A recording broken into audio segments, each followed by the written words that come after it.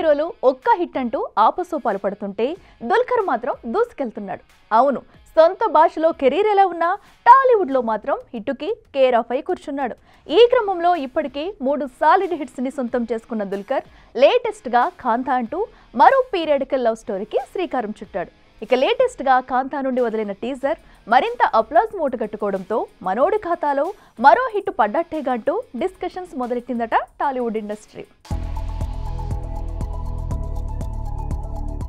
దుల్కర్ సల్మాన్ ఈ పేరిప్పుడు టాలీవుడ్ లో రీసౌండ్ చేస్తోంది. తెలుగు హీరోలు ఒక్క హిట్ కావాలి మహాప్రభు అంటుంటే దుల్కర్ మాత్రం సినిమా చేశామంటే హిట్ కొట్టాల్సిందే అన్నట్టుగా దూసుకెళ్తున్నాడు. మహానటిలో జెమిని గణేశన్ రోల్ వేసిన దుల్కర్ ని చూసి ఫిదా అయిపోయింది టాలీవుడ్. ఇక సీతారామం, లక్కీ భాస్కర్ వంటి హిట్స్ తో మల్లు హీరో అయినా మనవాడే అన్నంతగా ఆడియన్స్ ఓన్ చేసుకున్నారంటే దుల్కర్ నటన ఎంతగా అట్రాక్ట్ చేసిందో అర్థమవుతుంది. దుల్కర్ సల్మాన్ ఒక సినిమాకి డేట్స్ ఇచ్చాడంటే అందులో ఏదో మ్యాటర్ ఉండే ఉంటుంది అన్నంతగా ఫిక్స్ అయిపోయారు మూవీ లవర్స్. దీంతో లేటెస్ట్ గా వస్తోన్న కాంతాపై కూడా అభిమానులు భారీగానే అంచనాలు పెట్టుకోగా తాజాగా రిలీజ్ అయిన టీజర్ ఆ అంచనాలని మరింతగా పెంచడం విశేషం. అయితే ఆ టీజర్లో లీడ్ రోల్స్ ప్రముఖ దర్శక నటులు బాలచందర్, కమల్ హాసన్ ని పోలి ఉన్నాయన్న టాక్ వినిపిస్తోంది. కథ విషయానికొస్తే హీరో చంద్రన్ దర్శకుడు అయ్యా వద్ద నటనలో ఓనమాలు నేర్చుకుంటాడు.